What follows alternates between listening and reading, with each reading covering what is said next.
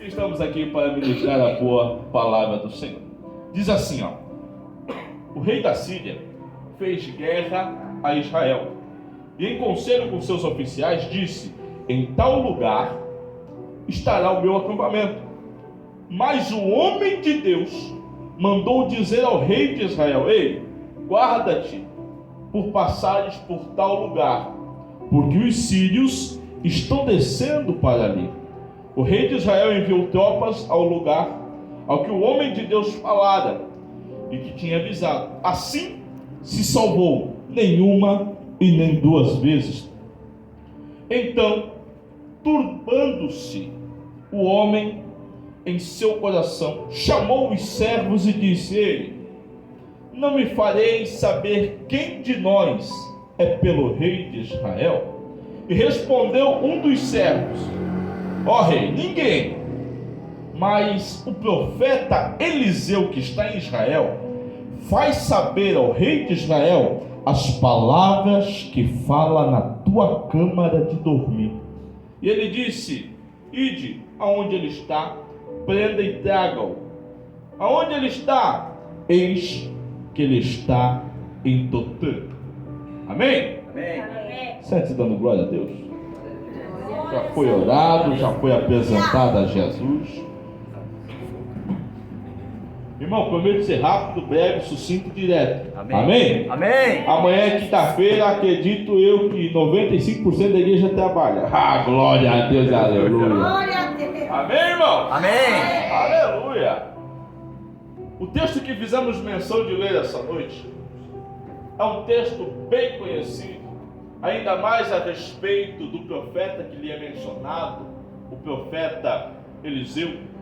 De acordo com o texto sagrado, Eliseu caminhava por Israel, Samaria, possuía em seus ombros uma capa. Essa capa deixada então por Elias. Eliseu caminhava com a capa de Elias nas costas. Você vai ver que essa capa então é deixada a ele no momento em que o redemoinho acontece em pleno Jordão. E uma conversa é dada aos dois: ei, o que tu quer, me pede, o que eu te faço? Se você ver o que aconteceu, ele vai dizer: eu quero porção dobrada daquilo que tu tem. Elias é elevado aos céus em uma carruagem, a capa de Elias cai. Eliseu agora vai tomar a capa para si e vai começar o seu ministério profético a partir daquele dia. O engraçado é que, se você estudar a respeito de Eliseu, o seu ministério profético, MacArthur diz que ele não é tanto marcado por profecias, mas sim pelos milagres em que ele opera. Aleluia. De acordo com o texto sagrado, o camarada que fez mais milagres na Bíblia se chama Jesus Cristo de Nazaré. Aleluia. O segundo homem que mais fez milagres na Bíblia se chama Eliseu. Eliseu tem o seu chamado profético marcado por muitos milagres que ele operava. Se você estudar, você vai ver que Elias e Eliseu possuíam uma escola essa que então tratava de profetas, levantava homens instruídos à profecia. Na escola de profeta de Elias e Eliseu funcionava mais ou menos assim: quando o camarada tinha um desígnio a profeta, pegava ele por um período de tempo e ensinava tudo a respeito de Torá, tudo a respeito de mandamento, tudo a respeito de Deus. Mas quando chegava um certo limite, eles então paravam com aquilo que estavam ensinando e começavam a inserir o camarada na manifestação espiritual de Deus. Eles estavam dizendo: ei, até aqui você conheceu Deus nas Escrituras, mas colocaremos vocês para experimentar o Deus que você conheceu. Aleluia. Lembra de Jesus? Oh, glória a Deus, é bom. Lembra de Jesus? Jesus está o dia inteiro ensinando. Ele vai olhar para os discípulos e vai dizer: passamos para outra margem. O dia inteiro você aprendeu daquilo que falei, mas agora você vai aprender com uma experiência nova. Ei, talvez Você conheceu um Deus na Sagrada Escritura, mas eu quero te dizer, Ele quer te levar para ter uma experiência com Ele, a qual você mesmo olhará e falar: eu conheci um Deus não somente de letra, mas também de experiência. Aleluia! Você vai ver então que a escola de profeta era destinada a ensinar quem era Deus na palavra, mas também quem era Deus em suas experiências. Você vai ver que a escola começa a tomar um desígnio tão grande, que o capítulo 6 de 2 Reis vai ministrar que então os discípulos vão chegar a Eliseu e vão dizer a Eliseu: o local que estamos é pequeno. Eliseu, o local que estamos agrupados para o ensinamento se tornou escasso, pequeno. Não dá para suportar o número de pessoas que está aqui. Sim, e aí? Permita-nos que descemos até o Jordão, cortamos algumas lenhas, alguns troncos, para poder ampliar o ambiente, e assim podemos então criar um local para as reuniões. Veja que o texto vai dizer que Eliseu vai olhar e vai concordar com o que está sendo feito. Eliseu pode ir. Só que chega um dado momento é que um discípulo olha para trás, chega para Eliseu e diz: Eliseu, permita-me estender um convite a ti. Qual homem desce conosco até o Jordão cortar lenha? Veja que dado momento alguém está olhando e está dizendo: Eliseu, até aqui a gente tem aprendido inúmeras coisas, só que o local se tornou pequeno. Eliseu, eu vou descer o Jordão. E só para você ter uma noção de quantas pessoas tinham, que o texto dada, que ele diz: se cada um cortar um tronco, o local é edificado. Imagina quantas pessoas não tem para levantar um local e fazer uma congregação para a reunião da escola. Existia várias pessoas, o local não suportava. Só que o texto diz que alguém está preocupado com a casa, alguém está preocupado com a estrutura do ambiente que é pequena. Só que alguém vai olhar para trás e vai dizer: ei, a estrutura talvez chegue a incomodar, mas Eliseu, permita descer conosco até o Jordão. Quem é Eliseu? Eliseu é o profeta de Israel. O que é profeta em Israel? O profeta é o representante legal de Deus na terra. É o profeta falar e Deus assina embaixo. É o profeta mencionar algo, Deus se prontifica. Elias era um profeta, olhou para Acabe e disse: mediante a minha palavra, Acabe, não vai chover. Deus olhou e disse a Elias: assina embaixo. 3 anos e meio não caiu um pingo d'água. O profeta é o representante legal de Deus na terra. Quando o camarada está dizendo: Eliseu, permita descer conosco, ele está dizendo: alguém está preocupado com a estrutura, mas eu, Eliseu, estou preocupado se vai ter profeta para nos acompanhar. Eliseu, tem alguém preocupado com o tamanho do quarto que a gente se reúne, mas eu estou preocupado se vai ter alguém representando Deus lá. Se alguma coisa aconteceu, tem a quem recorrer. Oh, glória! Tem alguém preocupado com a estrutura, mas também tem alguém preocupado com um Deus que tudo pode e tudo faz. Um dia, Moisés no monte vai olhar e vai dizer: Deus, não desço daqui se a tua presença não for comigo. Ei, Moisés, tu é líder de um povo, está caminhando um povo para a terra prometida, Senhor. Não desço daqui se a tua presença não estiver comigo. O salmista já vai dizer no Salmo 51: Senhor, tenho trono, tenho casa, tenho dinheiro, tenho mulher, tenho tudo. Tudo isso não tem nada de valor. Pode tirar meu trono, pode tirar meu cargo, pode tirar minha posição, mas uma coisa eu te peço: não retire de mim a tua presença, não afaste de mim teu Santo Espírito. Alguém está preocupado preocupado com a estrutura, mas tem alguém preocupado se vai ter profeta para auxiliar.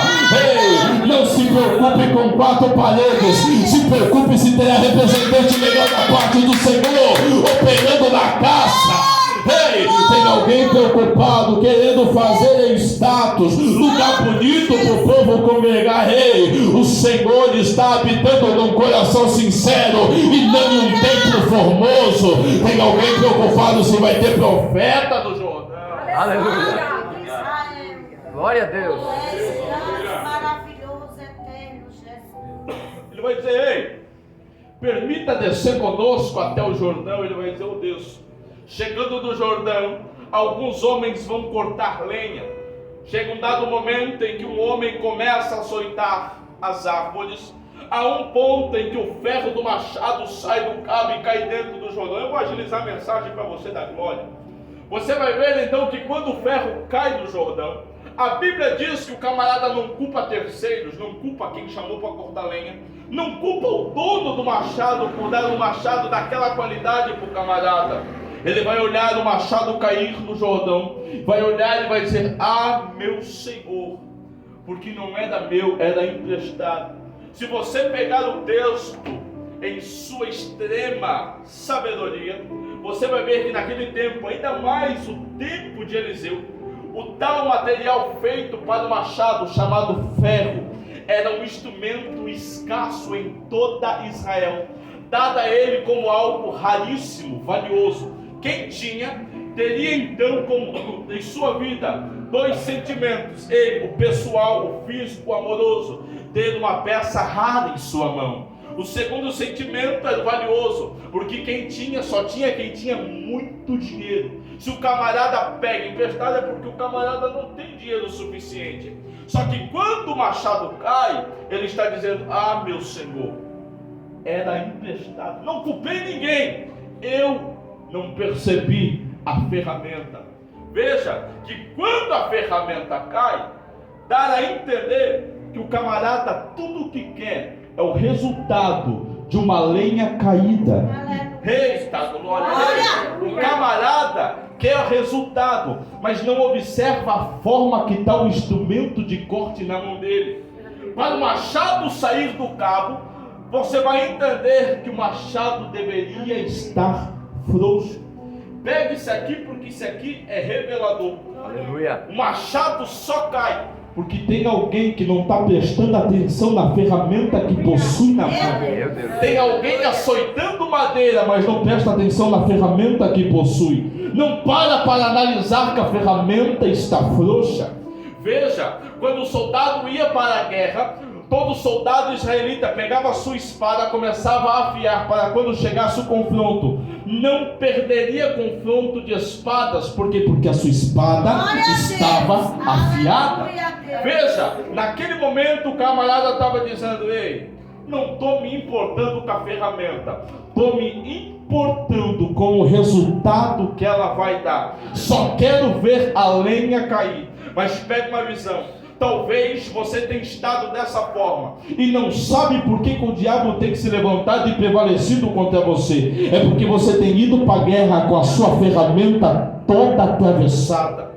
Talvez você não sabe por que o diabo tem prevalecido aí. É porque você tem estado em guerras aonde a sua espada está toda enferrujada, aonde o seu escudo está perfurado, aonde o seu capacete está danificado, aonde aquela armadura que era para te proteger você não tem dado bola. Você quer resultado de vitória em guerra, mas não para analisar como está a ferramenta em suas mãos. Ei, Pedro, quando saiu da pesca, ele chegou no lado do rio e começou a lavar as redes. Por quê? Porque Pedro sabia que rede suja atraía ratos, atraía insetos, atraía peçonhas, aonde faria com que o seu instrumento de pesca viesse a estar danificado. O instrumento de pesca danificado, ele poderia ir pescar, mas voltaria frustrado de sua pesca. Ei, quando você sai de casa com a ferramenta atravessada, enferrujada, errada, despreparado, você não vai ter resultado, você vai ter frustração. Ei, quando o machado cai, ele está dizendo: eu quero resultado, eu quero ver uma árvore cair. Mas quando o machado mergulha no Jordão, o resultado é frustração,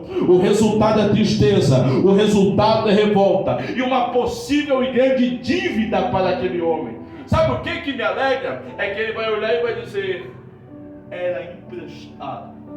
A possível dívida aconteceu. Eliseu vai olhar e vai dizer: homem, aonde caiu? O camarada estava num estado de choque tão grande que não abre a boca para nada. Alguém que estava do lado vai dizer: ei, Eliseu, o machado caiu ali, ó. Ele pega um graveto, lança o graveto na água e o machado começa a boiar. Todas as leis da física foram quebradas ali. Só que o que me alegra é que até dado momento, uma frustração tem no coração do camarada ao ponto de não conseguir nem abrir a boca. Uma dívida é criada, porque o machado não era dele.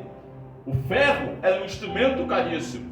Só que a dívida, até certo ponto, estava feita. Talvez ele vai olhar para eles e dizer: eu estou frustrado. Nesse momento, endividado. Aonde caiu o machado? Não sei. Caiu ali. A tua frustração vai começar a boiar em cima do Jordão. Ei, está se frustrando por um machado mergulhado?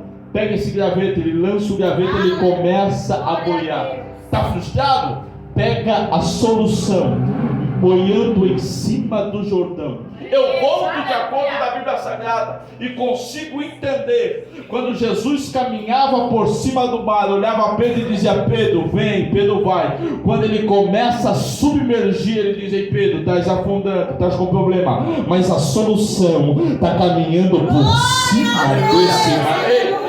Mas eu acabei de ter uma dívida com o machado. Pode ficar tranquilo, a tua dívida está solucionada, porque o machado começou a boiar por cima do Jordão. Aleluia! Estende a mão. A Bíblia diz que ele estende a mão, pega o ferro. Só que naquele dado momento, a alegria volta, a tristeza vai embora. O rei da Síria está do outro lado, dentro do seu quarto, armando alguns planos. Que planos são esses? Em tal lugar colocarei o meu exército, lá ficará para então ter uma possível entrada para dentro de Israel, aonde lhe causará prejuízo. Veja que então o rei, todas as vezes que entrava no quarto, trazia-se então uma estratégia de guerra. Você vai ver que a Síria tenta por muitas das vezes sitiar Israel. A Síria tenta por muitas das vezes entrar, aleluia, colocar a mão em Israel. Se você voltar no capítulo anterior, no versículo 5, no capítulo 5 de 2 Reis, você vai ver que a Síria vai dar algumas voltas em Israel e vai pegar uma menina cativa. Essa menina é israelita. Essa menina torna a ser escrava dentro da casa daquele que era então capitão do exército do rei Arão, chamado Naamã. O camarada é capitão do exército, tem dentro dele uma escrava israelita, porque a Síria teve por uma ideia campear as margens de Israel e trazê-la como cativa. O que me alegra é que aquela menina não tinha o porquê ajudar Naamã, só que ela vai olhar e vai dizer: Naamã, vai olhar para a esposa da mãe e vai dizer: ah, minha senhora, se o meu servo soubesse que está lá em Samaria, aleluia, tenha plena consciência e certeza que ele seria curado. Aleluia. Uma conversa é nada, mas quem está lá é um profeta. Aleluia. Aquele dia, o exército sírio conheceu quem é o profeta. E quem é o profeta? Chamado Eliseu. É Deus. Naamã vai, 7 mergulhos, é curado. Só que chega um momento em que a Síria tenta por tantas vezes sitiar Israel. Numa dessas vezes, você vai ver que ele vai chamar os oficiais. O rei Arão chama os oficiais e diz: ei, vou colocar o meu acampamento em tal lugar. Você vai ver então que é revelado a Eliseu. Chega uma revelação a Eliseu. Eliseu chega para o rei de Israel e diz: ei, em tal lugar a Síria vai colocar o acampamento, em tal lugar a Síria vai colocar o seu povo. Ali, se eles permanecerem, vai nos trazer prejuízo. Estou te revelando porque o Senhor me deu. Chega um momento em que Israel se prontifica.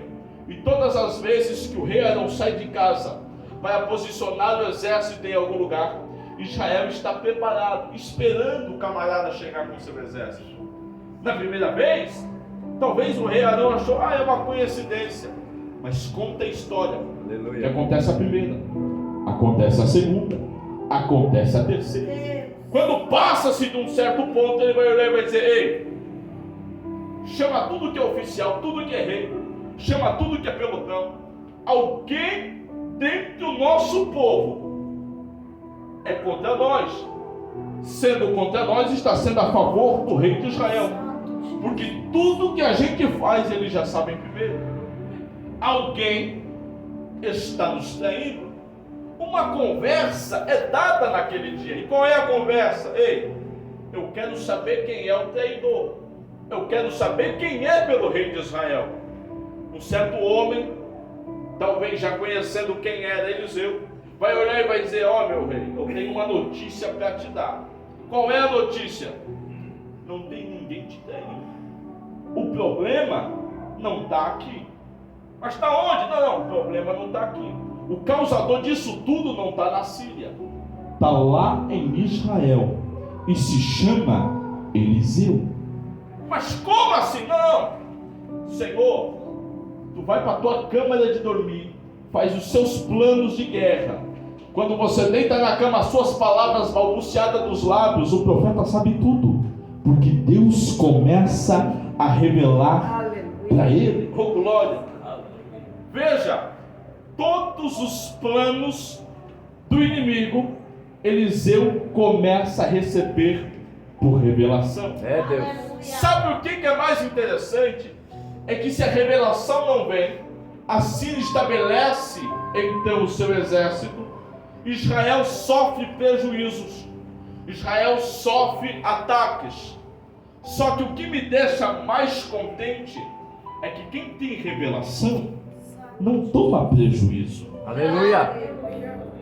Quem tem revelação não leva prejuízo para casa, e te prova isso diante da Bíblia. Quem tem revelação não toma prejuízo. Se você pegar o texto de Atos capítulo 27, você vai ver que Paulo sai de Creta, vai olhar para e vai dizer, ei, se a gente sair agora, a gente vai ficar naufragado. Paulo saindo de Creta, eles não dando ouvidos para Paulo porque era prisioneiro, um vento chamado vento do Nordeste vai se levantar, vai açoitar do barco, tirar eles do percurso, e quando eles saem do percurso, diz a Bíblia, que eles passam dias e dias remando o vento ao contrário. Só que chega um dia em que Paulo recebe uma revelação. Aleluia. Na manhã seguinte ele se levanta e diz, ei povo, o anjo do Senhor me visitou. Aleluia. E disse que pela minha vida ele sente graça, e é necessário que eu chegue de frente, aleluia, ao imperador César. Porém, ele acabou de me dizer que eu não serei afligido. O povo que está no barco não será judiado. A onda vai chegar, o açoite vai chegar, mas ninguém dentro do barco vai sofrer nenhum arranhão.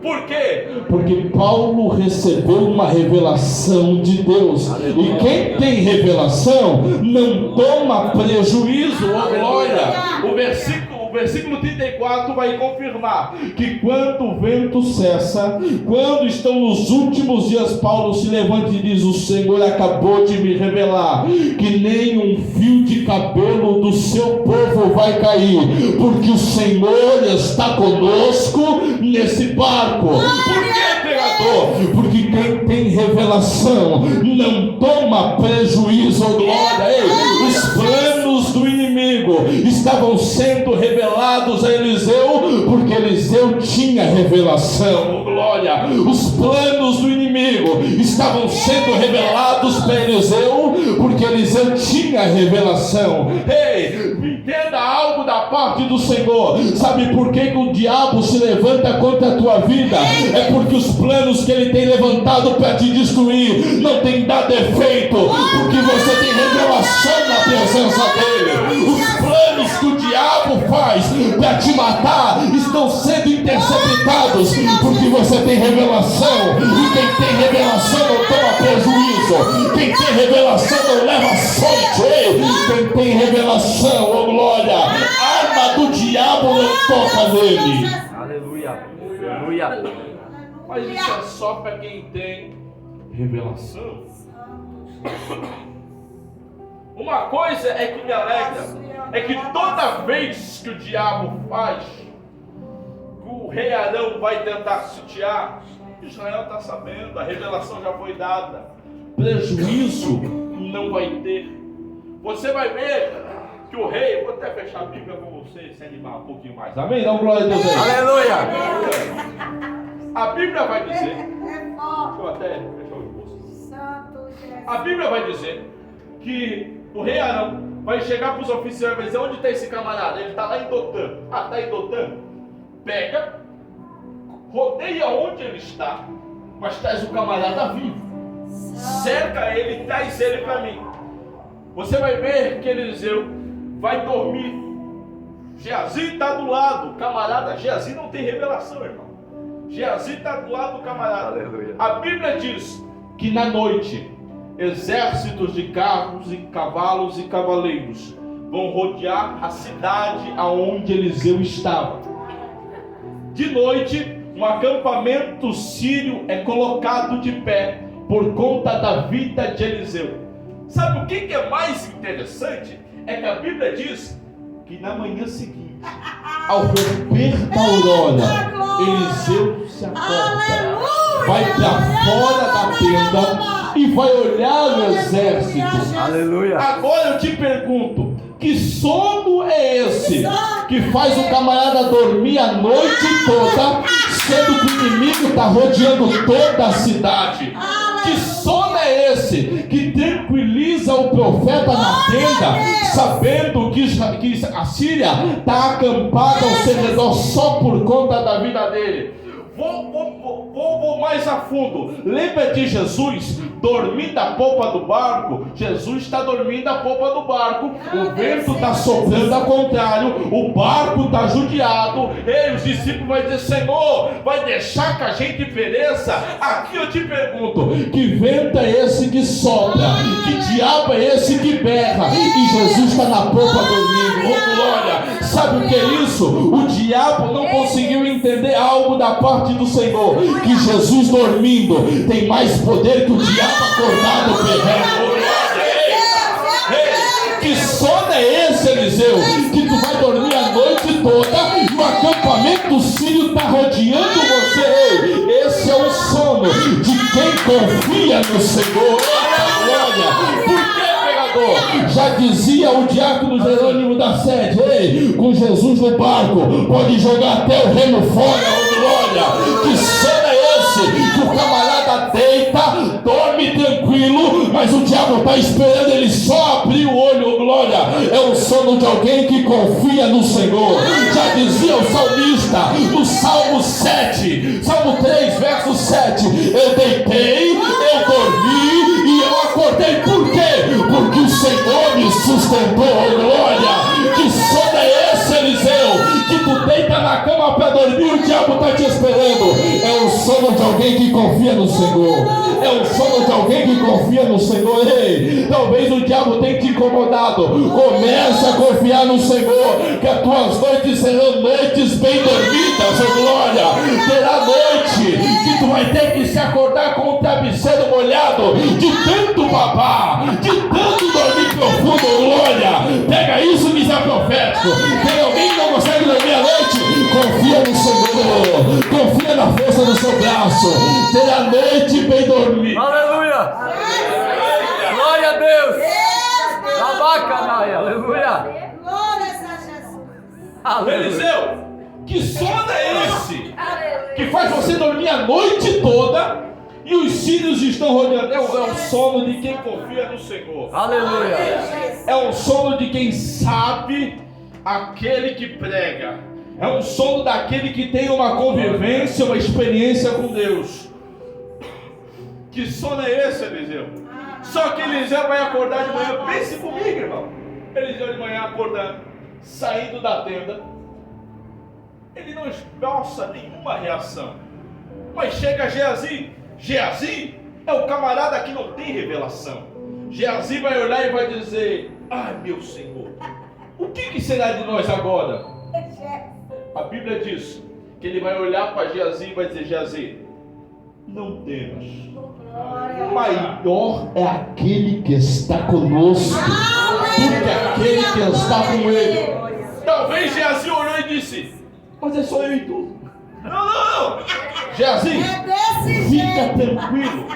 Senhor, te peço em súplica. Fala, Eliseu, abre os olhos do menino. A Bíblia diz que os olhos do menino foram abertos. O camarada começa a olhar um giro de 360 graus. Na montanha, carros, cavalos e cavaleiros de fogo. Aleluia! Somente guardando a vida de Eliseu. Aleluia! Glória! Eliseu, que sono é esse? Não, é um sono de paz, é um sono de alguém que confia no Senhor. Aleluia! É alguém que sabe que eu estou dormindo, mas no meu redor tem um acampamento celestial. Estamos aqui para ministrar a boa palavra do Senhor.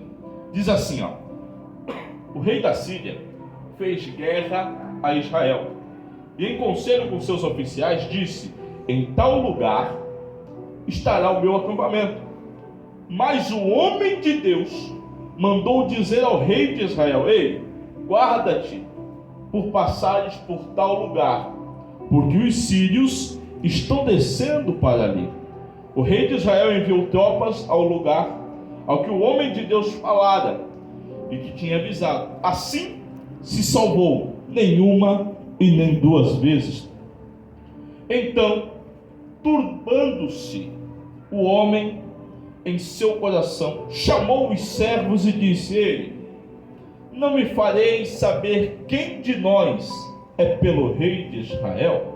E respondeu um dos servos: ó rei, ninguém, mas o profeta Eliseu, que está em Israel, faz saber ao rei de Israel as palavras que fala na tua câmara de dormir.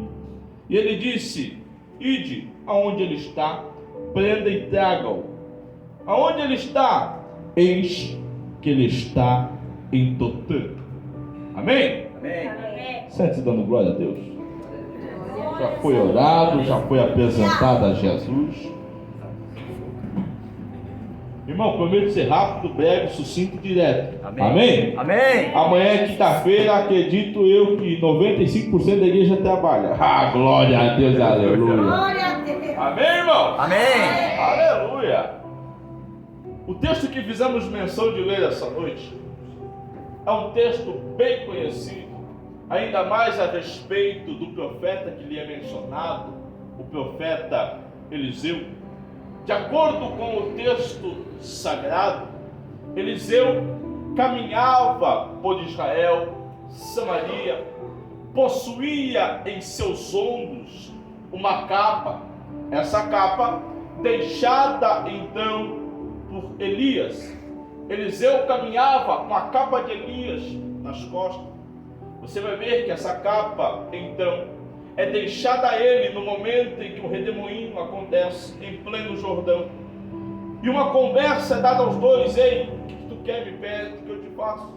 Se você ver o que aconteceu, ele vai dizer: eu quero porção dobrada daquilo que tu tem.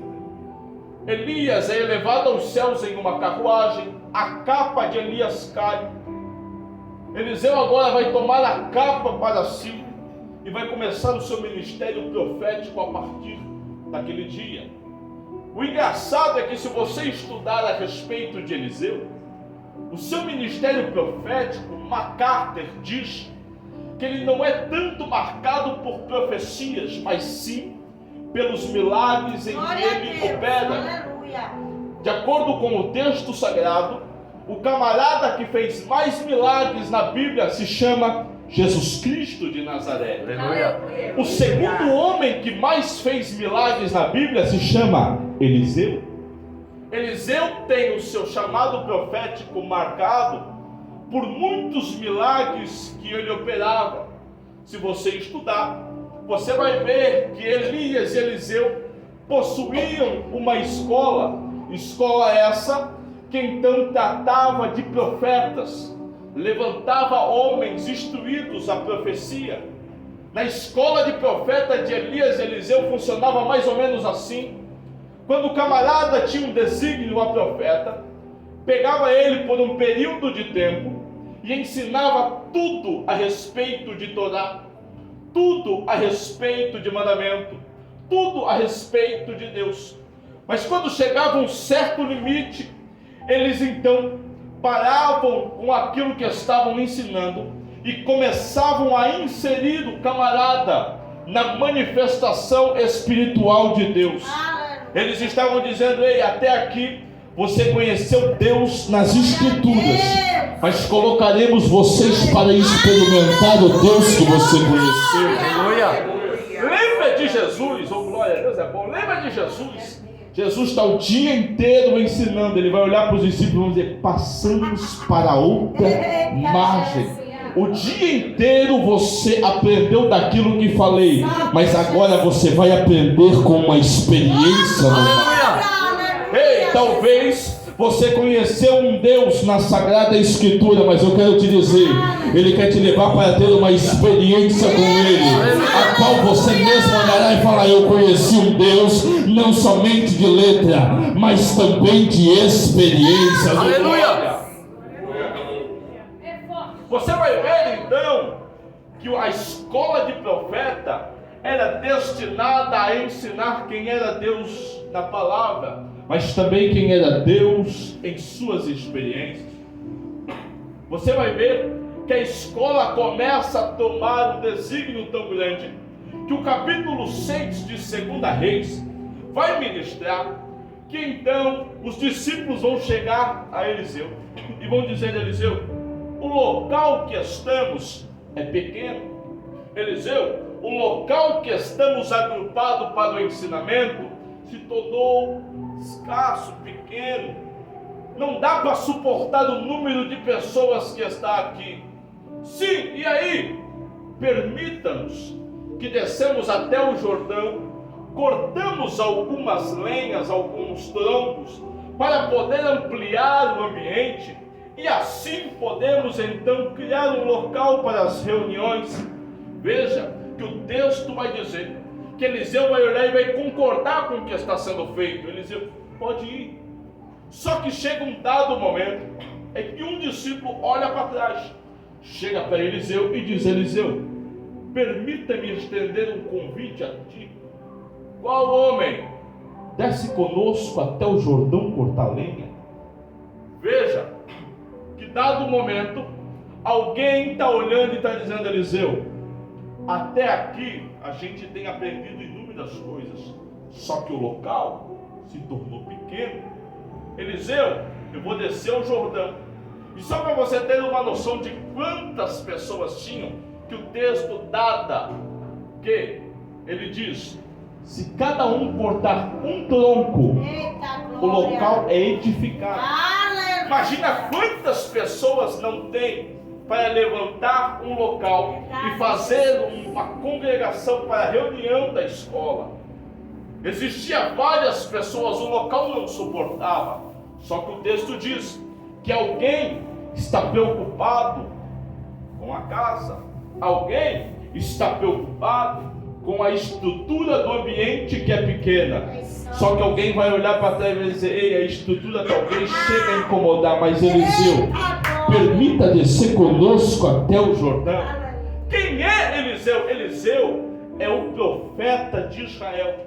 O que é profeta em Israel? Profeta é o representante legal de Deus na terra. É o profeta falar e Deus assina embaixo. É o profeta mencionar algo, Deus se prontifica. Elias era o profeta, olhou para Acabe e disse: mediante a minha palavra, Acabe, não vai chover. Deus olhou e disse a Elias: assina embaixo. 3 anos e meio não caiu um pingo d'água. O profeta é o representante legal de Deus na terra. Quando o camarada está dizendo: Eliseu, permita descer conosco. Ele está dizendo, alguém está preocupado com a estrutura, mas eu, Eliseu, estou preocupado se vai ter profeta para nos acompanhar. Eliseu, tem alguém preocupado com o tamanho do quarto que a gente se reúne, mas eu estou preocupado se vai ter alguém representando Deus lá. Se alguma coisa aconteceu, tem a quem recorrer. Oh, glória! Tem alguém preocupado com a estrutura, mas também tem alguém preocupado com um Deus que tudo pode e tudo faz. Um dia, Moisés no monte vai olhar e vai dizer, Deus, não desço daqui se a tua presença não for comigo. Ei, Moisés, tu é líder de um povo, está caminhando um povo para a terra prometida, Senhor. Não desço daqui se a tua presença não estiver comigo. O salmista já vai dizer no Salmo 51, Senhor, tenho trono, tenho casa, tenho dinheiro, tenho mulher, tenho tudo. Tudo isso não tem nada de valor. Pode tirar meu trono, pode tirar meu cargo, pode tirar minha posição, mas uma coisa eu te peço: não retire de mim a tua presença, não afaste de mim teu Santo Espírito. Alguém está preocupado com a estrutura, mas tem alguém preocupado se vai ter profeta para auxiliar. Ei, não se preocupe com 4 paredes, se preocupe se terá representante melhor da parte do Senhor operando na casa. Ei, tem alguém preocupado, querendo fazer status, lugar bonito para o povo congregar. Ei, o Senhor está habitando num coração sincero e não num templo formoso. Tem alguém preocupado se vai ter profeta no Jordão. Aleluia. Glória a Deus. Maravilhoso, eterno Jesus. Ele vai dizer, ei, permita descer conosco até o Jordão. Ele vai dizer, oh Deus, chegando do Jordão, alguns homens vão cortar lenha. Chega um dado momento em que um homem começa a açoitar as árvores, a um ponto em que o ferro do machado sai do cabo e cai dentro do Jordão. Eu vou agilizar a mensagem para você da glória. Você vai ver então que quando o ferro cai no Jordão, a Bíblia diz que o camarada não culpa terceiros, não culpa quem chamou para cortar lenha, não culpa o dono do machado por dar um machado daquela qualidade para o camarada. Ele vai olhar o machado cair no Jordão, vai olhar e vai dizer, ah, meu Senhor, porque não é da meu, é da emprestado. Se você pegar o texto em sua extrema sabedoria, você vai ver que naquele tempo, ainda mais o tempo de Eliseu, o tal material feito para o machado, chamado ferro, era um instrumento escasso em toda Israel, dado a ele como algo raríssimo, valioso. Quem tinha, teria então como em sua vida 2 sentimentos: ele, o pessoal, o físico, o amoroso, tendo uma peça rara em sua mão. O segundo sentimento é valioso, porque quem tinha, só tinha quem tinha muito dinheiro. Se o camarada pega emprestado é porque o camarada não tem dinheiro suficiente. Só que quando o machado cai, ele está dizendo, ah, meu Senhor, era emprestado. Não culpei ninguém, eu não percebi a ferramenta. Veja que quando a ferramenta cai, dá a entender que o camarada tudo o que quer é o resultado de uma lenha caída. Eita, glória a Deus. O camarada quer o resultado, mas não observa a forma que está o instrumento de corte na mão dele. Para o machado sair do cabo, você vai entender que o machado deveria estar frouxo. Pegue isso aqui, porque isso aqui é revelador. Aleluia. O machado só cai porque tem alguém que não está prestando atenção na ferramenta que possui na mão. Tem alguém açoitando madeira, mas não presta atenção na ferramenta que possui. Não para analisar que a ferramenta está frouxa. Veja, quando o soldado ia para a guerra, todo soldado israelita pegava a sua espada, começava a afiar para quando chegasse o confronto. Não perderia confronto de espadas. Por quê? Porque a sua espada estava afiada. Veja, naquele momento o camarada estava dizendo, ei, não estou me importando com a ferramenta, estou me importando com o resultado que ela vai dar. Só quero ver a lenha cair. Mas pegue uma visão. Talvez você tenha estado dessa forma e não sabe por que o diabo tem se levantado e prevalecido contra você. É porque você tem ido para a guerra com a sua ferramenta toda atravessada.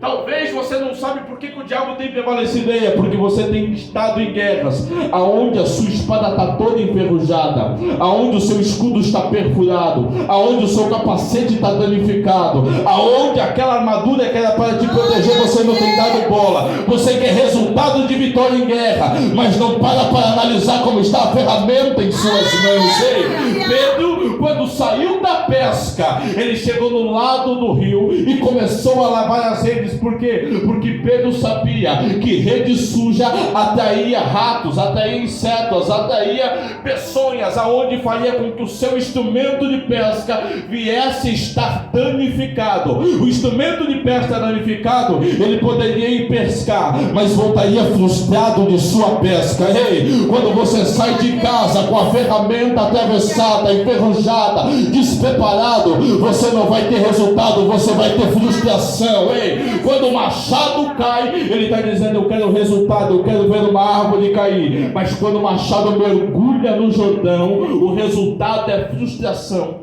o resultado é tristeza, o resultado é revolta e uma possível e grande dívida para aquele homem. Sabe o que me alegra? É que ele vai olhar e vai dizer: era emprestado.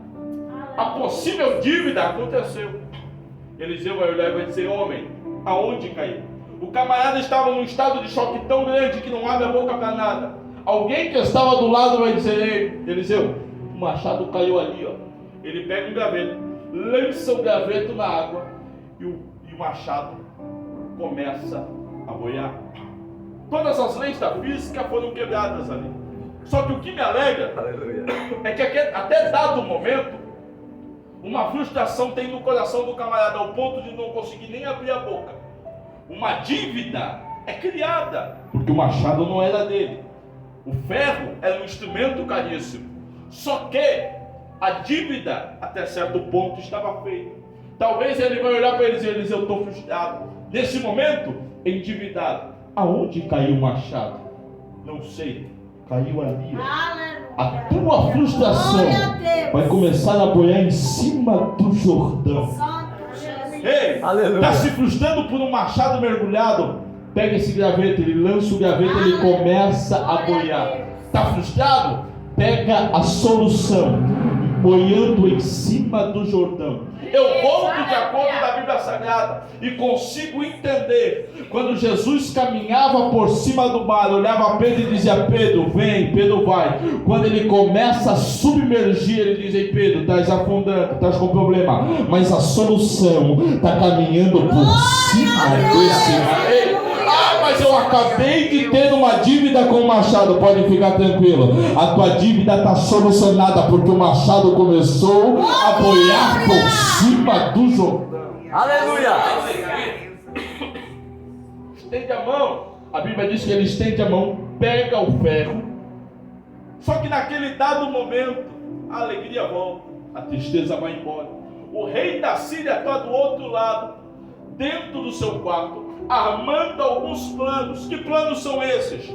Em tal lugar colocarei o meu exército, lá ficará para então ter uma possível entrada para dentro de Israel, aonde lhe causará prejuízo. Veja que então o rei, todas as vezes que entrava no quarto, trazia-se então uma estratégia de guerra. Você vai ver que a Síria tenta por muitas das vezes sitiar Israel. A Síria tenta por muitas das vezes entrar, aleluia, colocar a mão em Israel. Se você voltar no capítulo anterior, no versículo 5, no capítulo 5 de 2 Reis, você vai ver que a Síria vai dar algumas voltas em Israel e vai pegar uma menina cativa. Essa menina é israelita. Essa menina torna a ser escrava dentro da casa daquele que era então o capitão do exército do rei Arão, chamado Naamã. O camarada é capitão do exército, tem dentro dele uma escrava israelita, porque a Síria teve por uma ideia campear as margens de Israel e trazê-la como cativa. O que me alegra é que aquela menina não tinha o porquê ajudar Naamã, só que ela vai olhar e vai dizer: Naamã, Vai olhar para a esposa da mãe e vai dizer: ah, minha senhora, se o meu servo soubesse quem está lá em Samaria, Aleluia. tenha plena consciência e certeza que ele seria curado. Aleluia. Uma conversa é nada, mas quem está lá é um profeta. Aleluia. Aquele dia, o exército sírio conheceu quem é o profeta. E quem é o profeta? Chamado Eliseu. É Deus. Naamã vai, 7 mergulhos, é curado. Só que chega um momento em que a Síria tenta por tantas vezes sitiar Israel. Numa dessas vezes, você vai ver que ele vai chamar os oficiais. O rei Arão chama os oficiais e diz: ei, vou colocar no meu acampamento em tal lugar. Você vai ver então que é revelado a Eliseu. Chega uma revelação a Eliseu. Eliseu chega para o rei de Israel e diz: ei, rei, em tal lugar a Síria vai colocar no acampamento. Em tal lugar a Síria vai colocar o seu povo. Ali, se eles permanecerem, vai nos trazer prejuízo. Estou te revelando porque o Senhor me deu. Chega um momento em que Israel se prontifica. E todas as vezes que o rei Arão sai de casa, vai posicionar o exército em algum lugar, Israel está preparado, esperando o camarada chegar com seu exército. Na primeira vez, talvez o rei Arão achou: ah, é uma coincidência. Mas conta a história. Aleluia. Que acontece a primeira, acontece a segunda, acontece a terceira. Quando passa-se de um certo ponto, ele vai olhar e vai dizer: ei, chama tudo que é oficial, tudo que é rei, chama tudo que é pelotão. Alguém dentro do nosso povo é contra nós. Sendo contra nós, está sendo a favor do rei de Israel. Porque tudo que a gente faz, eles já sabem primeiro. Alguém está nos traindo. Uma conversa é dada naquele dia. E qual é a conversa? Ei, eu quero saber quem é o traidor. Eu quero saber quem é pelo rei de Israel. Um certo homem, talvez já conhecendo quem era Eliseu, vai olhar e vai dizer: ó, meu rei, eu tenho uma notícia para te dar. Qual é a notícia? Não tem ninguém te traindo. O problema não está aqui. Mas está onde? Não, o problema não está aqui. O causador disso tudo não está na Síria. Está lá em Israel. E se chama Eliseu. Mas como assim? Não, Senhor, tu vai para a tua câmara de dormir, faz os seus planos de guerra. Quando você deita na cama, as suas palavras balbuciadas dos lábios, o profeta sabe tudo, porque Deus começa a revelar para ele. Oh, glória! Veja, todos os planos do inimigo, Eliseu começa a receber por revelação. É Deus. Sabe o que é mais interessante? É que se a revelação não vem, a Síria estabelece então o seu exército. Israel sofre prejuízos, Israel sofre ataques. Só que o que me deixa mais contente é que quem tem revelação não toma prejuízo. Aleluia. Quem tem revelação não leva prejuízo para casa, e te prova isso diante da Bíblia. Quem tem revelação não toma prejuízo. Se você pegar o texto de Atos capítulo 27, você vai ver que Paulo sai de Creta, vai olhar e vai dizer: ei, se a gente sair agora, a gente vai ficar naufragado. Paulo saindo de Creta, eles não dando ouvidos para Paulo porque era prisioneiro, um vento chamado vento do Nordeste vai se levantar, vai açoitar o barco, tirar eles do percurso. E quando eles saem do percurso, diz a Bíblia que eles passam dias e dias remando o vento ao contrário.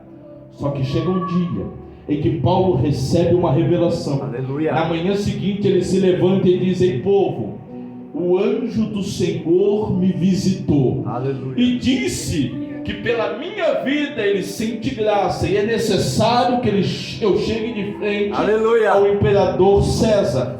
Porém, ele acabou de me dizer que eu não serei afligido. O povo que está no barco não será judiado. A onda vai chegar, o açoite vai chegar, mas ninguém dentro do barco vai sofrer nem um arranhão. Por quê? Porque Paulo recebeu uma revelação de Deus. E quem tem revelação não toma prejuízo. Oh, glória! O versículo 34 vai confirmar que quando o vento cessa, quando estão nos últimos dias, Paulo se levanta e diz: o Senhor acabou de me revelar que nem um fio de cabelo do seu povo vai cair, porque o Senhor está conosco nesse barco. Por que, pregador? Porque quem tem revelação não toma prejuízo. Glória! Ei, os planos do inimigo estavam sendo revelados a Eliseu, porque Eliseu tinha revelação. Glória! Os planos do inimigo estavam sendo revelados para Eliseu, porque Eliseu tinha revelação. Ei, entenda algo da parte do Senhor. Sabe por que o diabo se levanta contra a tua vida? É porque os planos que ele tem levantado para te destruir não tem dado efeito, porque você tem revelação na presença dele. Os planos que o diabo faz para te matar estão sendo interceptados, porque você tem revelação. E quem tem revelação não toma prejuízo. Quem tem revelação não leva sorte. Quem tem revelação, oh glória, a arma do diabo não toca nele. Aleluia. Aleluia. Mas isso é só para quem tem revelação. Uma coisa é que me alegra, é que toda vez que o diabo faz, que o rei Arão vai tentar sitiar, Israel está sabendo, a revelação já foi dada, prejuízo não vai ter. Você vai ver que o rei, vou até fechar a Bíblia com você, se animar um pouquinho mais, amém? Dá glória a Deus aí. Aleluia. A Bíblia vai dizer, deixa eu até fechar o impulso. A Bíblia vai dizer que o rei Arão vai chegar para os oficiais e vai dizer: onde está esse camarada? Ele está lá em Dotã. Ah, está em Dotã? Pega, rodeia onde ele está, mas traz o camarada vivo. Cerca ele e traz ele para mim. Você vai ver que Eliseu vai dormir. Geazi está do lado. Camarada, Geazi não tem revelação, irmão. Geazi está do lado do camarada. Aleluia. A Bíblia diz que na noite exércitos de carros e cavalos e cavaleiros vão rodear a cidade aonde Eliseu estava. De noite, um acampamento sírio é colocado de pé por conta da vida de Eliseu. Sabe o que é mais interessante? É que a Bíblia diz que na manhã seguinte, ao romper da aurora, Eliseu se acorda, vai para fora da tenda e vai olhar o exército. Aleluia. Agora eu te pergunto: que sono é esse que faz o camarada dormir a noite toda, sendo que o inimigo está rodeando toda a cidade? Que sono é esse que tranquiliza o profeta na tenda, sabendo que a Síria está acampada ao seu redor só por conta da vida dele? Vou mais a fundo. Lembra de Jesus dormindo na polpa do barco? Jesus está dormindo na polpa do barco. O vento está soprando ao contrário. O barco está judiado. E os discípulos vão dizer: Senhor, vai deixar que a gente pereça? Aqui eu te pergunto: que vento é esse que sopra? Que diabo é esse que berra? E Jesus está na polpa dormindo. Oh glória! Sabe o que é isso? O diabo não conseguiu entender algo da parte do Senhor, que Jesus dormindo tem mais poder que o diabo acordado berrando. Que sono é esse, Eliseu, que tu vai dormir a noite toda e o acampamento sírio está rodeando você? Esse é o sono de quem confia no Senhor. Glória! Por que, pregador? Já dizia o diácono Jerônimo da Sede: ei, com Jesus no barco, pode jogar até o remo fora. Glória! Que sono é esse que o camarada deita, dorme tranquilo, mas o diabo está esperando ele só abrir o olho? Glória! É o sono de alguém que confia no Senhor. Já dizia o salmista no Salmo 7, Salmo 3, verso 7: eu deitei, eu dormi e eu acordei. Por quê? Porque o Senhor me sustentou. Glória! Que sono é esse, Eliseu, que tu deita na cama para dormir e o diabo está te esperando? É sono de alguém que confia no Senhor. É o sono de alguém que confia no Senhor. Ei, talvez o diabo tenha te incomodado. Começa a confiar no Senhor, que as tuas noites serão noites bem dormidas, oh glória. Terá noite que tu vai ter que se acordar com o travesseiro molhado, de tanto babar, de tanto dormir profundo, glória. Pega isso que é profético. Tem alguém que não consegue dormir à noite? Confia no Senhor, confia na força do seu braço. Terá noite bem dormida. Aleluia! Glória a Deus! Labacanaia, aleluia! Glórias a Jesus. Aleluia! Eliseu, que sono é esse que faz você dormir a noite toda e os sírios estão rodeando? É o sono de quem confia no Senhor. Aleluia! É o sono de quem sabe aquele que prega. É um sono daquele que tem uma convivência, uma experiência com Deus. Que sono é esse, Eliseu? Só que Eliseu vai acordar de manhã. Pense comigo, irmão. Eliseu de manhã acordando, saindo da tenda. Ele não esboça nenhuma reação. Mas chega Geazi. Geazi é o camarada que não tem revelação. Geazi vai olhar e vai dizer: ai, meu Senhor, o que será de nós agora? A Bíblia diz que ele vai olhar para Geazi e vai dizer: Geazi, não temas. Maior é aquele que está conosco do que aquele que está com ele. Talvez Geazi olhou e disse: mas é só eu e tu. Não. Geazi, fica tranquilo.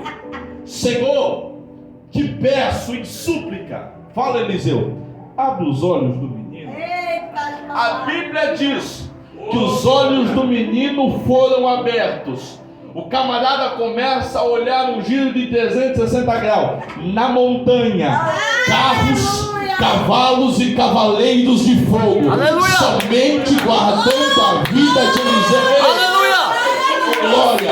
Eliseu, que sono é esse? Não, é um sono de paz. É um sono de alguém que confia no Senhor. Aleluia! É alguém que sabe que eu estou dormindo, mas no meu redor tem um acampamento celestial. Estamos aqui para ministrar a boa palavra do Senhor. Diz assim, ó: o rei da Síria fez guerra a Israel e, em conselho com seus oficiais, disse: em tal lugar estará o meu acampamento. Mas o homem de Deus mandou dizer ao rei de Israel: ei, guarda-te por passares por tal lugar, porque os sírios estão descendo para ali. O rei de Israel enviou tropas ao lugar ao que o homem de Deus falara e que tinha avisado. Assim se salvou, nenhuma e nem duas vezes. Então, turbando-se o homem em seu coração, chamou os servos e disse: ei, não me fareis saber quem de nós é pelo rei de Israel?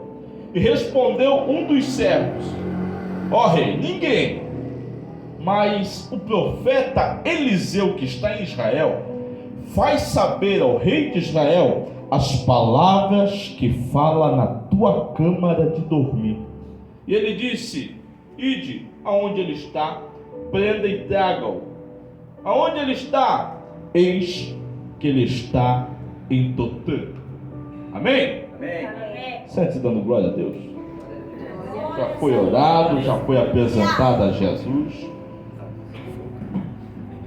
Irmão, prometo ser rápido, breve, sucinto e direto. Amém. Amém? Amém. Amanhã é quinta-feira, acredito eu que 95% da igreja trabalha. Ah, glória a Deus, aleluia. Glória a Deus. Amém, irmão? Amém. Aleluia. O texto que fizemos menção de ler essa noite é um texto bem conhecido, ainda mais a respeito do profeta que lhe é mencionado, o profeta Eliseu. De acordo com o texto sagrado, Eliseu caminhava por Israel, Samaria, possuía em seus ombros uma capa. Essa capa deixada então por Elias. Eliseu caminhava com a capa de Elias nas costas. Você vai ver que essa capa então é deixada a ele no momento em que o redemoinho acontece em pleno Jordão. E uma conversa é dada aos dois: ei, o que tu quer, me pede, o que eu te faço? Se você ver o que aconteceu, ele vai dizer: eu quero porção dobrada daquilo que tu tem. Elias é elevado aos céus em uma carruagem, a capa de Elias cai. Eliseu agora vai tomar a capa para si e vai começar o seu ministério profético a partir daquele dia. O engraçado é que, se você estudar a respeito de Eliseu, o seu ministério profético, MacArthur diz que ele não é tanto marcado por profecias, mas sim pelos milagres em que ele opera. Aleluia.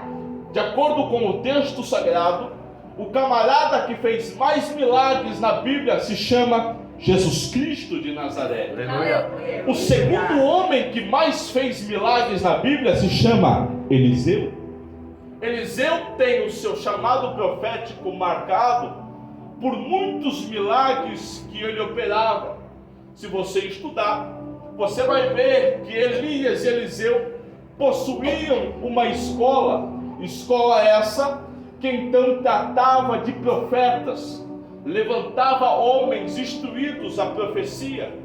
Na escola de profeta de Elias e Eliseu funcionava mais ou menos assim: quando o camarada tinha um desígnio a profeta, pegava ele por um período de tempo e ensinava tudo a respeito de Torá, tudo a respeito de mandamento, tudo a respeito de Deus.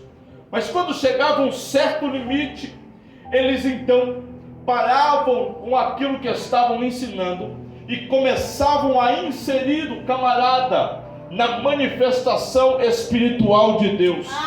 Eles estavam dizendo: ei, até aqui você conheceu Deus nas Escrituras, mas colocaremos vocês para experimentar o Deus que você conheceu. Aleluia. Lembra de Jesus? Oh, glória a Deus, é bom. Lembra de Jesus? Jesus está o dia inteiro ensinando. Ele vai olhar para os discípulos e vai dizer: passamos para outra margem. O dia inteiro você aprendeu daquilo que falei, mas agora você vai aprender com uma experiência nova. Ei, talvez você conheceu um Deus na Sagrada Escritura, mas eu quero te dizer, Ele quer te levar para ter uma experiência com Ele, a qual você mesmo olhará e falará: eu conheci um Deus não somente de letra, mas também de experiência. Aleluia. Você vai ver então que a escola de profeta era destinada a ensinar quem era Deus na palavra, mas também quem era Deus em suas experiências.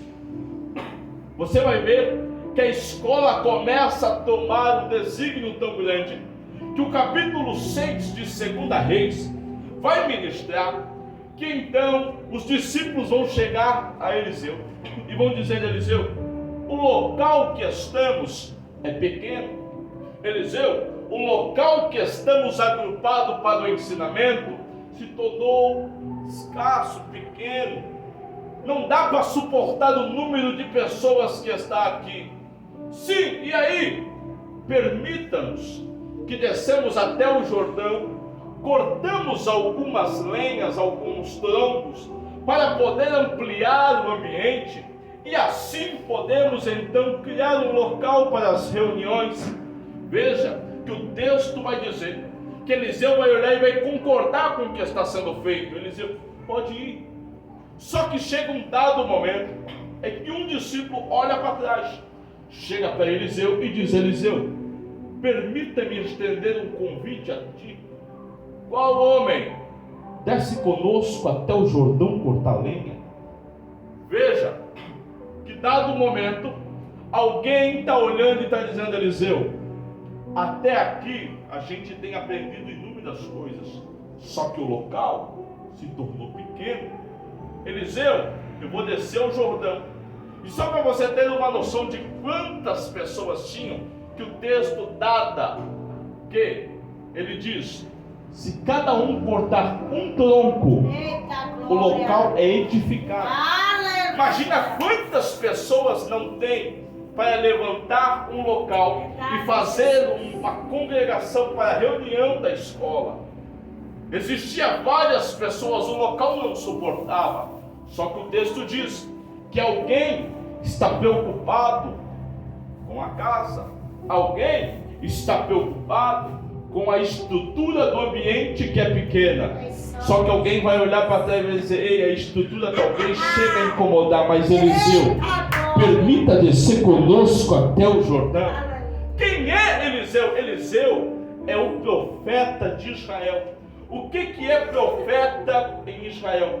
Profeta é o representante legal de Deus na terra. É o profeta falar e Deus assina embaixo. É o profeta mencionar algo, Deus se prontifica. Elias era o profeta, olhou para Acabe e disse: mediante a minha palavra, Acabe, não vai chover. Deus olhou e disse: Elias, assina embaixo. 3 anos e meio não caiu um pingo d'água. O profeta é o representante legal de Deus na terra. Quando o camarada está dizendo: Eliseu, permita descer conosco, ele está dizendo: alguém está preocupado com a estrutura, mas eu, Eliseu, estou preocupado se vai ter profeta para nos acompanhar. Eliseu, tem alguém preocupado com o tamanho do quarto que a gente se reúne, mas eu estou preocupado se vai ter alguém representando Deus lá. Se alguma coisa aconteceu, tem a quem recorrer. Oh, glória! Tem alguém preocupado com a estrutura, mas também tem alguém preocupado com Deus que tudo pode e tudo faz.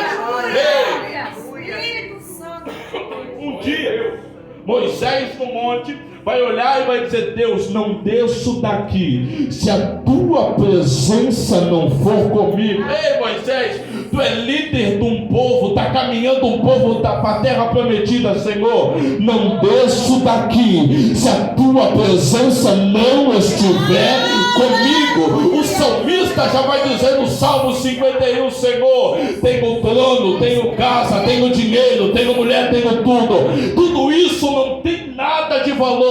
Pode tirar meu trono, pode tirar meu cargo, pode tirar minha posição, mas uma coisa eu te peço: não retire de mim a tua presença, não afaste de mim teu Santo Espírito. Alguém está preocupado com a estrutura, mas tem alguém preocupado se vai ter profeta para auxiliar. Ei, não se preocupe com 4 paredes, se preocupe se terá representante legal da parte do Senhor operando na casa. Ei, tem alguém preocupado, querendo fazer status, lugar bonito para o povo congregar. Ei, o Senhor está habitando num coração sincero e não num templo formoso. Tem alguém preocupado se vai ter profeta no Jordão. Aleluia. Glória a Deus. Maravilhoso, eterno Jesus. Ele vai dizer: ei, permita descer conosco até o Jordão. Ele vai dizer: oh Deus, chegando do Jordão, alguns homens vão cortar lenha. Chega um dado momento em que um homem começa a açoitar as árvores, a um ponto em que o ferro do machado sai do cabo e cai dentro do Jordão. Eu vou agilizar a mensagem para você da glória. Você vai ver então que quando o ferro cai no Jordão, a Bíblia diz que o camarada não culpa terceiros, não culpa quem chamou para cortar lenha, não culpa o dono do machado por dar um machado daquela qualidade para o camarada.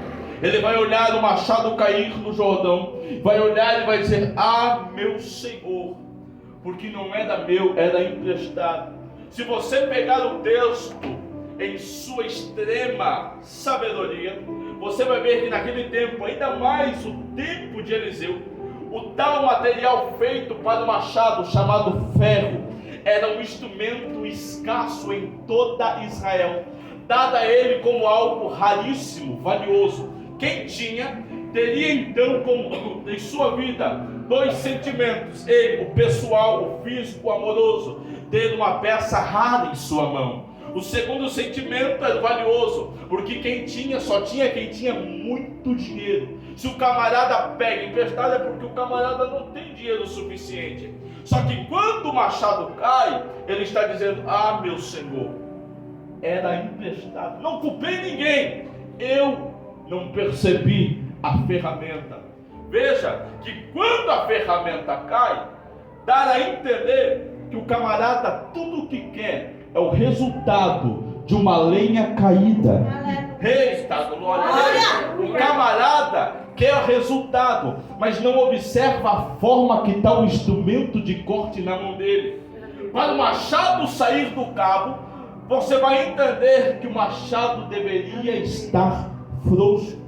Pega isso aqui, porque isso aqui é revelador.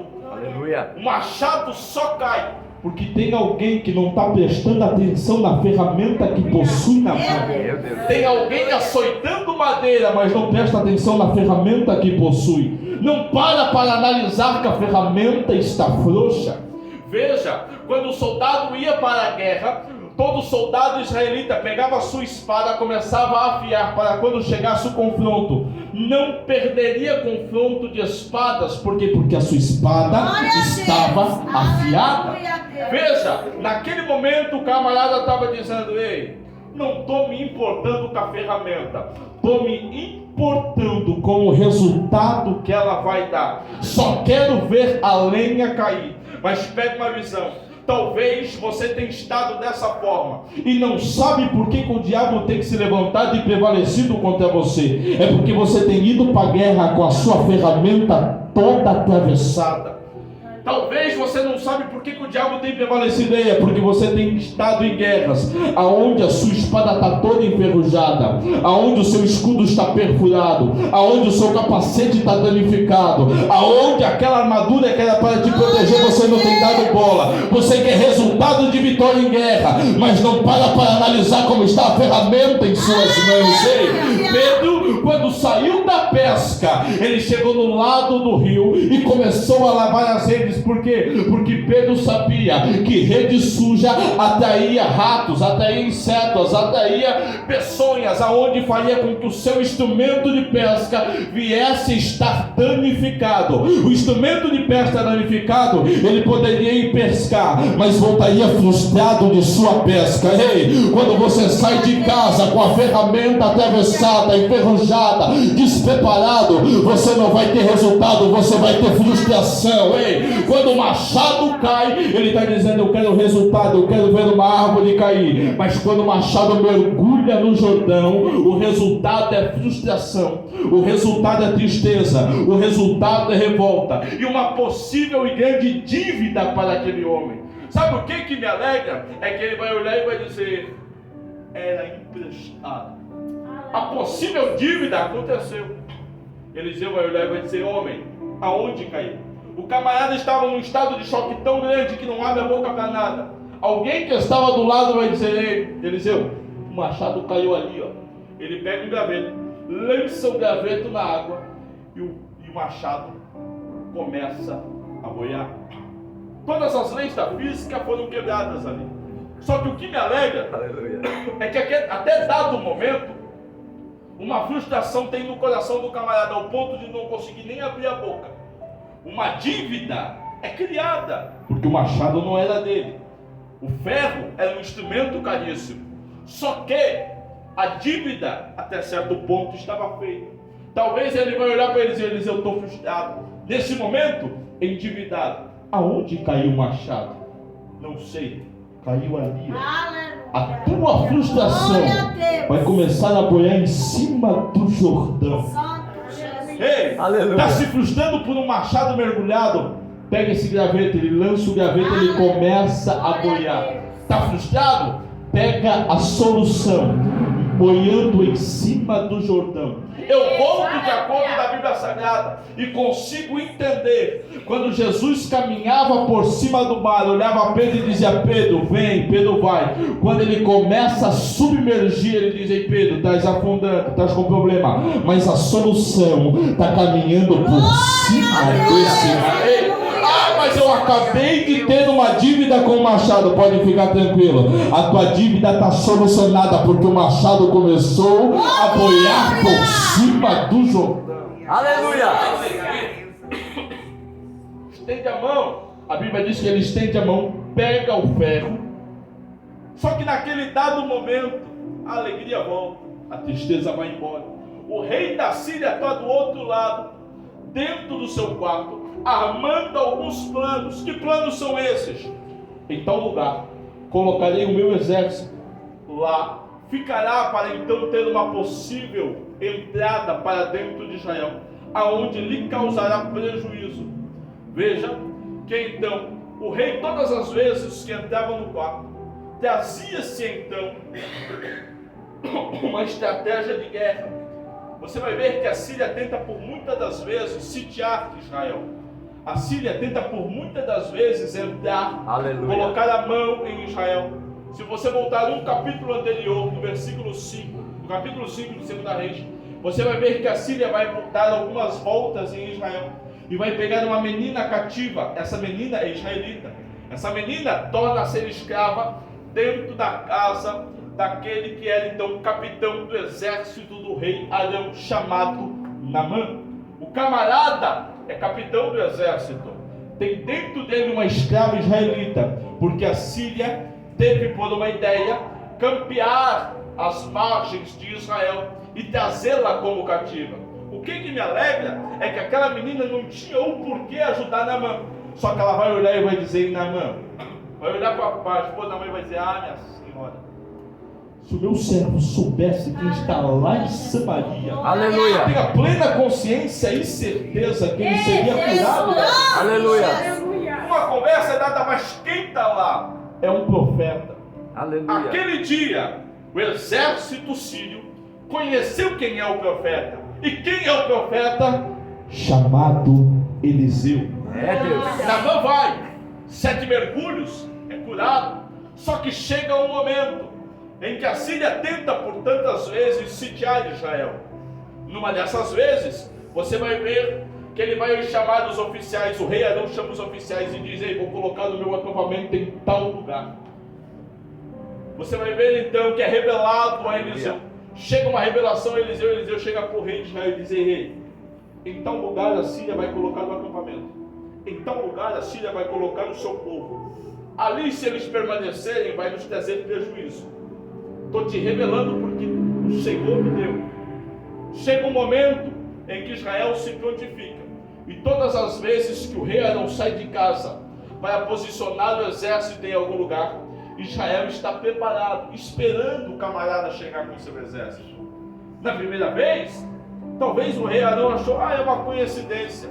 Mas conta a história. Aleluia. Que acontece a primeira, acontece a segunda, acontece a terceira.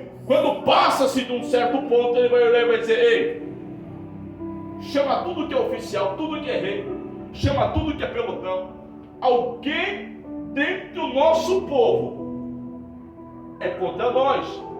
Sendo contra nós, está sendo a favor do rei de Israel. Porque tudo que a gente faz, eles já sabem primeiro. Alguém está nos traindo.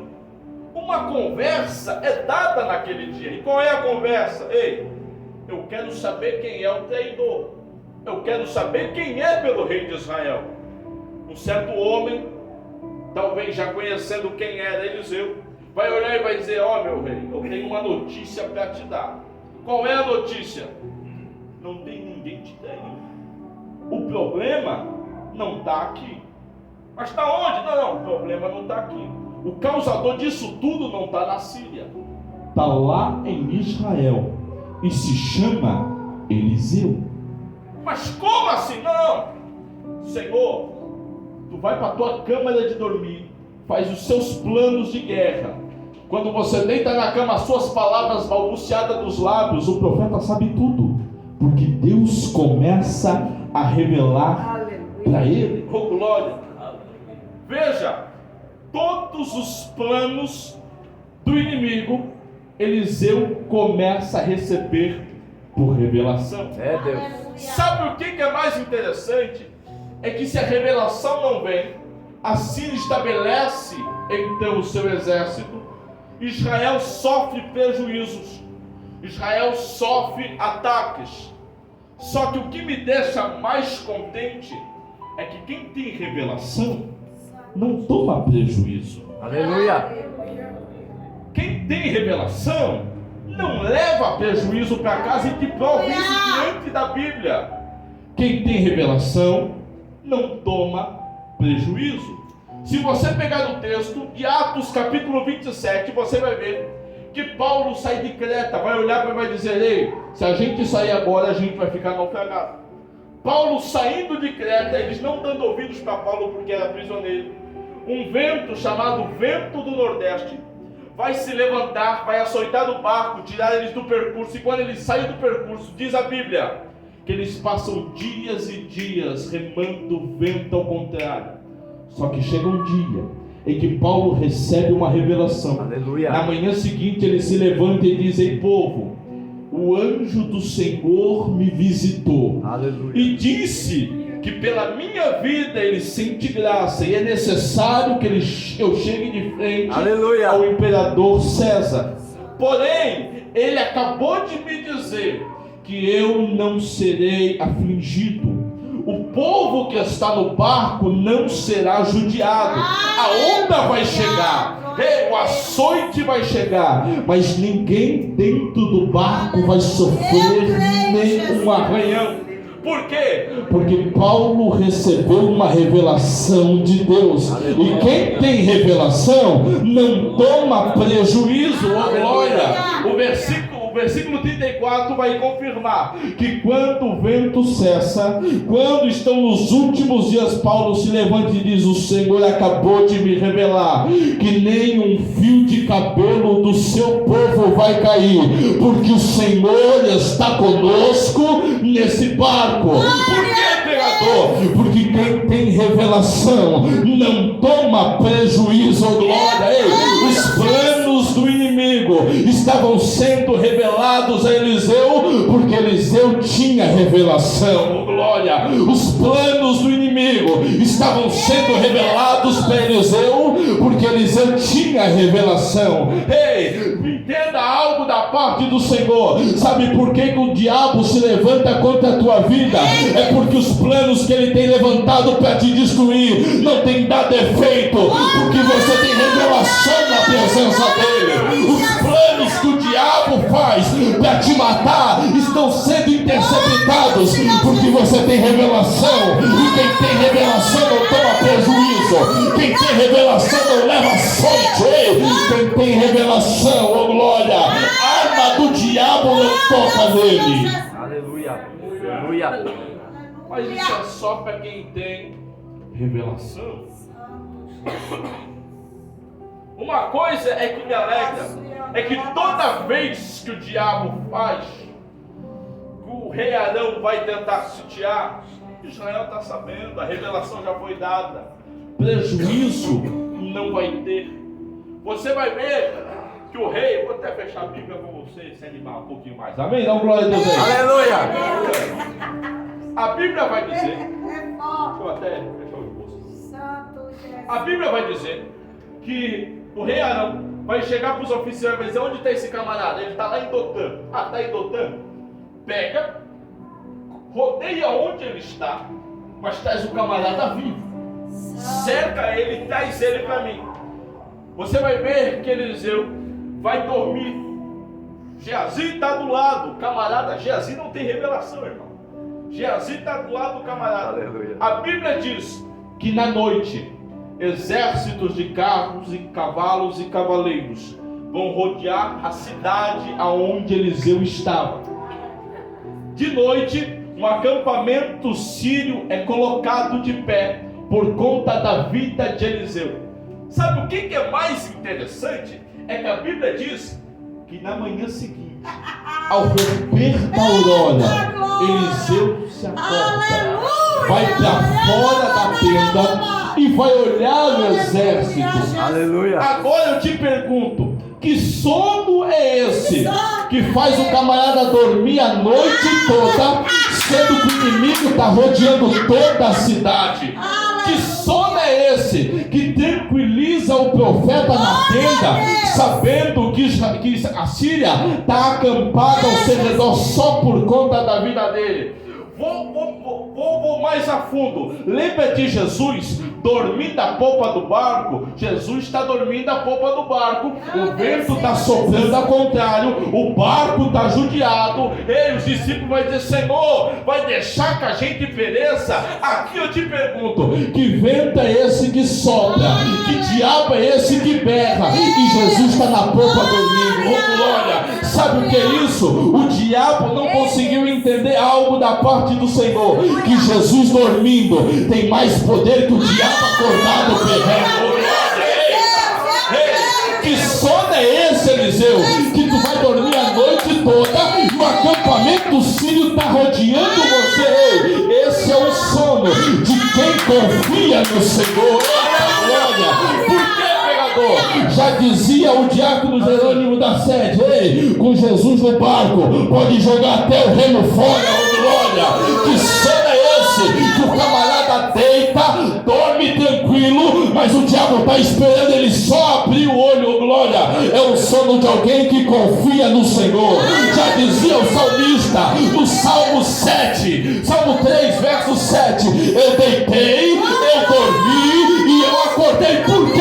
Porque o Senhor me sustentou, glória! Que sono é esse, Eliseu? Que tu deita na cama para dormir e o diabo está te esperando. É o sono de alguém que confia no Senhor. É o sono de alguém que confia no Senhor. Ei, talvez o diabo tenha te incomodado. Comece a confiar no Senhor, que as tuas noites serão noites bem dormidas, oh glória! Terá noite que tu vai ter que se acordar com o travesseiro molhado, de tanto babar, de tanto dormir profundo, glória! Pega isso, que isso é profético. Tem alguém que não consegue dormir à noite? Confia no Senhor, confia na força do seu braço. Terá noite bem dormida. Aleluia! Glória a Deus! Labacanaia, aleluia! Glórias a Jesus. Aleluia! Eliseu, que sono é esse? Que faz você dormir a noite toda e os sírios estão rodeando. É o sono de quem confia no Senhor. Aleluia! É um sono de quem sabe aquele que prega. É um sono daquele que tem uma convivência, uma experiência com Deus. Que sono é esse, Eliseu? Só que Eliseu vai acordar de manhã. Pense comigo, irmão. Eliseu de manhã acordando, saindo da tenda. Ele não esboça nenhuma reação. Mas chega Geazi. Geazi é o camarada que não tem revelação. Geazi vai olhar e vai dizer: ai, meu Senhor, o que será de nós agora? A Bíblia diz que ele vai olhar para Geazi e vai dizer: Geazi, não temas. Maior é aquele que está conosco do que aquele que está com ele. Talvez Geazi olhou e disse: mas é só eu e tu. Não. Geazi, fica tranquilo. Senhor, te peço em súplica. Fala, Eliseu, abre os olhos do menino. A Bíblia diz que os olhos do menino foram abertos. O camarada começa a olhar um giro de 360 graus. Na montanha, carros, cavalos e cavaleiros de fogo. Aleluia! Somente guardando a vida de Eliseu.